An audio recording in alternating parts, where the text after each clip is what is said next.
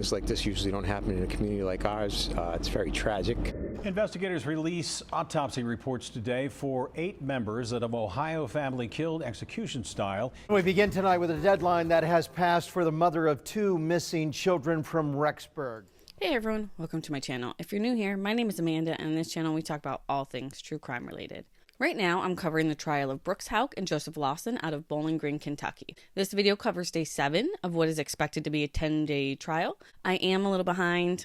Homework. At some point, I'm going to have to stop whatever I'm doing today to work on homework that's due tonight. Hopefully, these get out beforehand, but we'll see how it goes. Just to jump ahead a bit, closing statements are expected today when I'm recording this, Monday, July 7th, followed by jury instructions, and then deliberations to begin Tuesday, July 8th.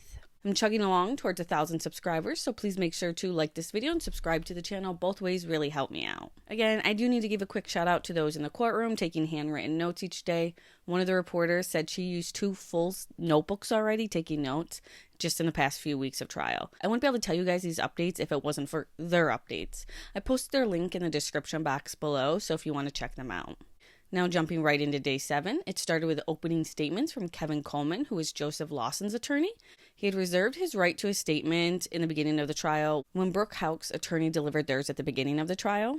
Coleman told a jury that Joseph Lawson's life and the lives of several of the witnesses are being sacrificed in order to prosecute Brooks Houck for this. He argued that Joey is simply collateral damage in this case and that the evidence presented so far has nothing to do with him. He told the jury to use common sense and pointed out that Joey's name didn't even come up in the first 2 days of testimony. Coleman also claimed that Joey was never on the Bluegrass Parkway that night and that the cell phone data is inconclusive. He emphasized, quote, "This objective evidence is free of perjury. It does not have drug problems, it's not on meth, it's not being coerced, and that's why it's the measuring stick." Coleman continued by saying, as far as Joey Lawson's case goes, there is no forensic evidence that Joey was in that car. And once you look at all the evidence we have, you'll conclude what we already know, that Joseph Lawson is not guilty. Then after that, Brooks Houck's defense team began with presenting their case. They called their first witness Heath Farthing, a canine scent detection expert from Peru, Indiana. He testified that cadaver dogs who alerted to Anna Whiteside's car were not properly trained for that type of detection work. He said that he doesn't believe that dogs should be cross-trained to detect both live scents and human remains, explaining that after 9/11, the terrorist attacks, that kind of dual training was discouraged because dogs were alerting to deceased individuals when they were trying to find live ones, and in that type of event, you know that any delay is not good.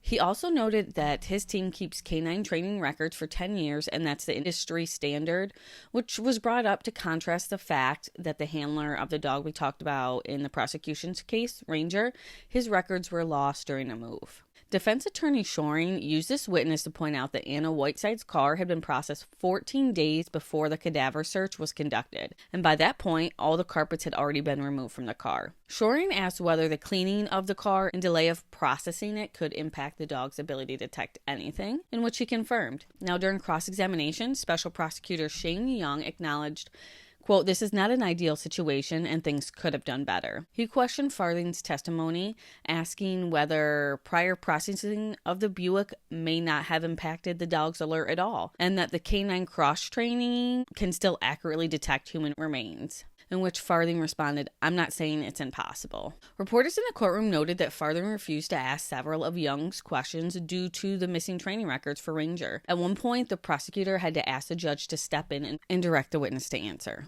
Jurors also had questions. One asked, "Do you think that even though it's not recommended, dogs can still successfully be cross-trained?" Farthing replied, "No, I don't." Now, following his testimony, Brooks' defense called Porter Hendricks to the stand. Porter was a part of a group of coon hunters that were on the property next to the Houck farm the night that Crystal went missing. 2 of the people that he was with testified earlier in the prosecution's case. Porter testified that he did not see any vehicles on the road that night, and he doesn't remember being separated from any of the other members of the group, which was actually contradicting, like I said earlier, testimony from the prosecution's witnesses. During cross-examination, Special Prosecutor Shane Young asked Porter how far up the road he had driven that night, but he said he couldn't remember. Young then presented an FBI transcript in which Porter told the investigators in the case that he'd been separated for the hunting group for some period of time during the trip, and I feel like it makes sense if they're separated. His dog is going to run off after a coon. I don't know anything about this. I'm just assuming. I've never been coon hunting. But he said even after seeing the transcript, Porter maintained on the stand that he could not recall being separated. Now, jurors had a few questions for him. They asked what time he arrived at the farm that night, and he said that he did not know. They asked how long he had been at the farm before his dog started tracking a coon, and he estimated about 20 minutes. The third witness called for Brooks' defense was Rhonda McElvoy. She is Brooks' sister. She confirmed that Rosemary Houck is her mother, and Brooks and Nick are her brothers. Now, from my understanding, it sounds like she is the one who's currently caring for Crystal and Brooks' son. Something she said somewhat confirmed this, saying that she'd been making the medical decisions for him for the past 21 months. She was asked what Nick was doing in 2015, and she said that he was working as a police officer. He has continued to work on his rental properties, and he now works for an armored car company. Rhonda was also questioned about her mother Rosemary's relationship with her grandmother Anna Whitesides, and she testified that their relationship was not good. As for Crystal Rogers and Rosemary Houck, she testified that their relationship wasn't super close, but she didn't witness seeing any major blow-ups or arguments between them. Rhonda testified that Crystal and Brooks' son was born with an underdeveloped optic nerve and has been to the doctor 5 times over the past 2 years for eye issues. A photo was shown to the jury of a young boy wearing glasses alongside Brooks. Then medical records from 2015 were introduced describing E's medical condition. She went on to explain that Sundays were family days for the Houck family. She said that they would all spend time together on the family farm, riding ATVs, or just doing stuff in the barns, from my understanding. A photo was shown to the jury of Brooks pulling Crystal in a snow tube on the farm. Now, another side note here, Amber Bowman did not testify that this was a thing. Why didn't the defense ask her if this was a thing? I thought she said that she didn't see Brooks and Crystal very often. But the defense would also ask Rhonda if there were hogs on the family farm back in 2015. And she said no, but they did have little pink pigs with black spots, and a photo of this was shown to the jury. She testified that shortly after Crystal went missing, her family began receiving threats. She said she moved to North Carolina in October 2015 because she needed to get away from it all. While she was living in North Carolina, 2 detectives, Detective Snow and Detective Brooks, came to visit her. She said that during the visit, Detective Snow mentioned that someone from the Ballard family had a photo of her supposedly babysitting E on July 3rd. Butler asked if she had, and Rhonda said she had not. She said that she was at the Kentucky Science Center in downtown Louisville with her husband and kids that day. She acknowledged that it wouldn't have been unusual for her to watch baby E, but she insisted that that day she did not. Rhonda said initially she agreed to speak with the detectives while they were there, but as the questioning went on and they insisted she was watching E that day, she became increasingly upset. She said that they showed her a grainy photo and claimed it was her car traveling to the farm on July 3rd, but she maintained it was not her. The defense attorney brought up the fact that she had recorded the grand jury testimonies. Rhonda explained that she did so because she was paranoid at the time due to all the threats against her family. She said that she had no idea other family members were recording their testimonies and only found this out later on the news. She also testified that she moved back to the area in 2017 when her father was diagnosed with cancer and she wanted to be closer to him. She moved into her mother's home and built a farm on the family property. Now, towards the end of her testimony, Butler asked her directly if she was involved in any conspiracy to commit murder of Crystal Rogers, and she said no.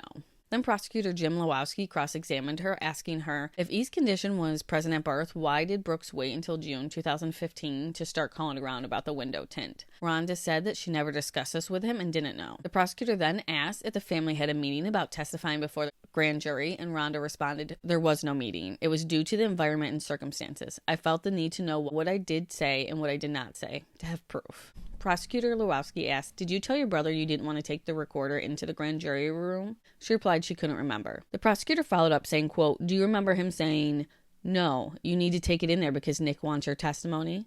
And Rhonda responded, no, I don't remember that. The prosecutor then showed her a transcript from one of the recordings. Rhonda acknowledged that the whole family was paranoid at that time. The prosecutor said, you don't see in the transcripts that says Brooks and Nick want to know what you said? And Rhonda replied, I just have a different interpretation.